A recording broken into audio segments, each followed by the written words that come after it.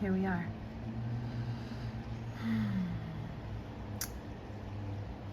Let's discuss why the only love story that there really is the one that's with you and yourself. Every reflection that we see when it comes to love stories is a metaphor of a relationship that you should have with yourself. And oftentimes we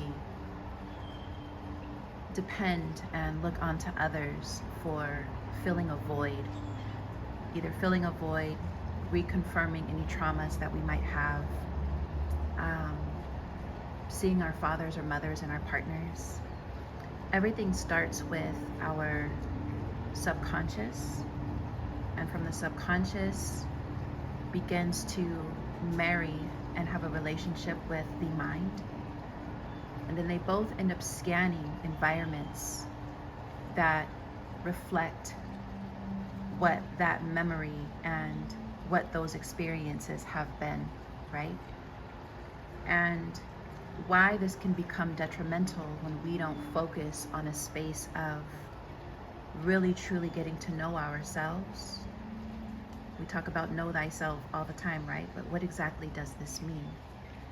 I think when we have this aspect of knowing ourselves, it comes with emotional intelligence, and it also comes with being able to recognize the old patterns of yourself being played out in the new form that you're entering into, or that you already are into.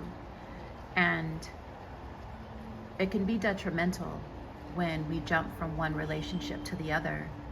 And when we jump from one relationship to the other without there being a gestation period of recognizing, why we even chose our last partner and what exactly had to happen in order for, that experience to, materialize for ourselves, then it also reflects the unstableness within yourself.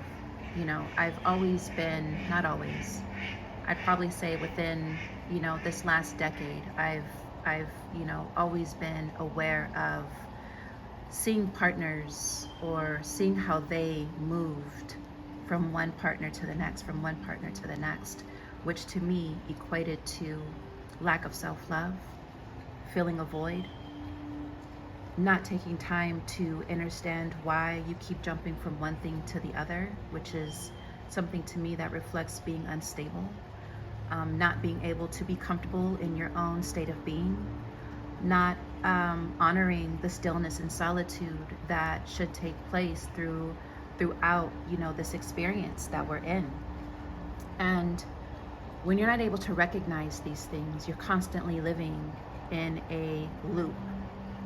You're in a loop, and you sit back and wonder why things aren't, in your relationship wise, why things aren't evolving the way that it should, and when we don't see ourselves, and not only that, before I continue, also remember, sometimes these are students coming into your space that is not meant to be a love story, all right? Not every connection that you come across is meant to be a love story. Everybody wants to look for a love story because they feel this lack and this void within them because they haven't fully been able to harness the love for themselves, and this can also equate to attachments. Why do I feel the need to constantly attach to these foreign beings that I don't even know? So that's an automatic. It has nothing to do with them. You're just in the space of searching for something to be filled within yourself.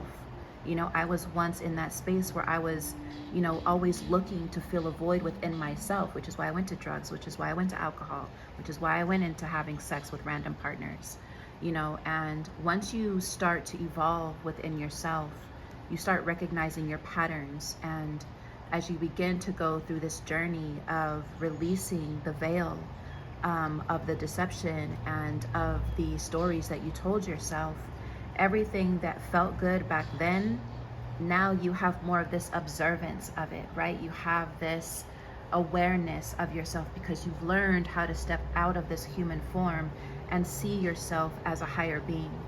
And now you're able to maneuver your steps in ways that, if it isn't the love that I give myself, then there's no need to be a part of it. You know what I'm saying? And it's okay. Like, I'm okay with that. And you should be okay with that, you know? And so, yeah, and I think oftentimes we don't realize that not every person that comes into your life is meant to be a love story. You know, it's not meant to be a relationship. It's meant to be a jewel, or it's meant to be a seed that's supposed to be dropped, whether it's within me or whether it's within them or whether it's within both of us. But if you're not observant and you don't know how to compartmentalize who and what is coming into your space, and listening to their message and listening from where they came from, and being able to separate the desperateness of wanting to have someone, then you can't blame yourself or blame them. I'm sorry. You can't blame them. You can only blame yourself for the chaos that comes into your life, because you're trying to hold on to the so-called love story that wasn't even meant to be one, you know? But this is where self-actualization and self-realization comes in, is when you're able to, you know, observe the person that's coming into your world, and you observing why you attracted this individual into your life, and why you are aligning yourself to this individual. Like, what are we here to learn from each other, instead of just automatically jumping into, well, listen, you don't give me what I want, so I'm gonna go on to the next person. Okay, cool, do that. But that's just showing the unstableness within yourself, you know? We have to take the time to realize that these people that come into our lives are either messengers, teachers, sometimes, you know, they could be lovers, but to always make the lover the front, you know, person in line, you're kind of just setting yourself up for failure, because you have to be in observant mode. You can't just jump into anything that you feel is going to feed, you know, the lack and the void that you have within yourself. You have to begin to wake up every day and give that to yourself. And here's another thing that I always say that is super important, that I don't think we fully understand this to the fullest. When you are able to see yourself as divine, vibrated energy, all right, just pure divine energy, anything external in your life is going to have to submit to anything that is happening internal, all right? It is law. Trying to force anything external out of your life is not trusting the journey that it is meant for you to have within yourself. When you begin to separate yourself from a lot of external validation and a lot of external communication and a lot of external show me that I'm right in all of my glory, when you're not able to disconnect to that, you stay connected to living an external life, which most of the time, 95% of the time, is going to be chaotic, because that is not our true nature. Whenever you have an experience in your life that is not feeling good, your soul is telling you, I don't want this anymore. You start experiencing anxiety and panic attacks. You're living in falsehood and you know it and you want to get out of it. When you yourself, your mental is like, this is not where I want to be anymore. You have to begin to deal with that in the internal aspect of yourself and do the work internally, because once you have aligned yourself internally within yourself, the external has to submit to the energy that you are emitting. We have to stop talking about what everybody else is doing in the external world. You have to let people be who they need to be. All right? Because here, Force is an external energy, okay? When people go work out, they have to force themselves and force their bodies and be disciplined in that way in order to get results. We're not living in force when it comes to our alignment game. We don't want force. There's a time and place to force things. What we want is the ease. We want our vagus nerve and we want our nervous system to be at ease, because now we're telling it that we're living through the internal aspect of ourselves, and we don't have to live in fight or flight. When you're able to reprogram that aspect of yourself and you begin to live in ease, that is where the internal work begins to supersede you having to feel like you have to force an external situation or experience. Vibrating higher is not floating above everybody else. Vibrating higher is having a state of consciousness where you are self-aware of what you're doing, how you're doing it, what you're doing it for, when you're doing it, and who you're doing it with. When you're able to recognize these things, and when you're able to make conscious decisions of anything that doesn't align with what I'm looking for my future self, which is divinity, everything that you collected along the way when it wasn't off of that frequency will have no choice but to dissipate. It will have no choice but to vaporize itself into thin air as if it never existed, because internally you are not the same. And you're not choosing that storyline. You're not choosing that narrative anymore. You're not speaking about it anymore. Every day you are consciously aware and being intentional of speaking differently to yourself. That is the true love story. Is when you are able to wake up in gratitude, when you're able to accept your reality as it is because you know that you are the creatress or the creator, when you allow things to be as they are because you know that everything is working through you and then working for you. That is a love story. And that is the only love story that you need, because from the internal aspect of yourself, everything that you are is going to come into your space. And anything that is not for you, there might be some who want to just to see, what is this that I'm witnessing? But it's too powerful. I don't want to commit to it. You will be able to see that as well. You have to be able to let that go. I don't care how fine a person is. I don't care how good the fucking sex may be. I don't care of any of that. You have to stay disciplined and aligned to the version of you that is best going to serve an aspect of yourself that is going to bring richness, abundance, wealth, prosperity, health. And I don't mean that in just a currency, money example. I'm meaning that in wholeness and the totality of yourself. You determine the quality of your life.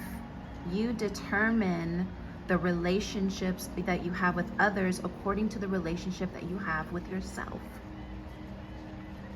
So this love story that you're looking for externally is never going to happen if you yourself have not and do not know how to romanticize this reality within you.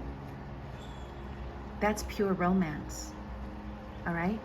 Being able to feel yourself again, to hear your heartbeat again, to be one with yourself again, to have the purest thoughts. And not to say that we're never gonna have thoughts because we're humans and we have this mind.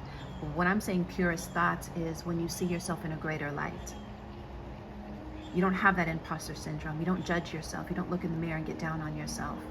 You know, those are pure divine thoughts. And so yeah, you know, you're the only love story that's going to ever exist.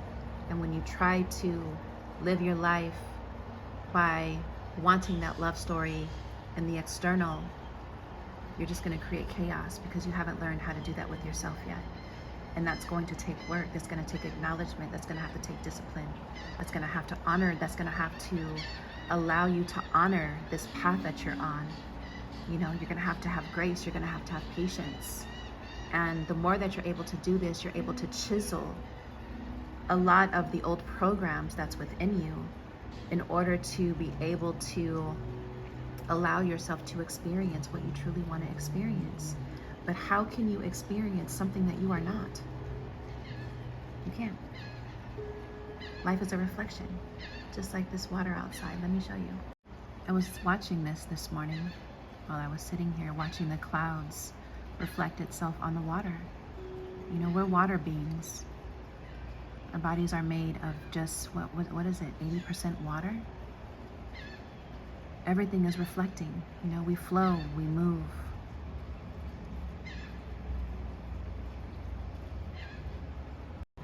So yeah, you know, I was just watching the clouds kind of just moving, you know, in the water and watching the reflection of them through the water. And that's just exactly what we are. We are water beings.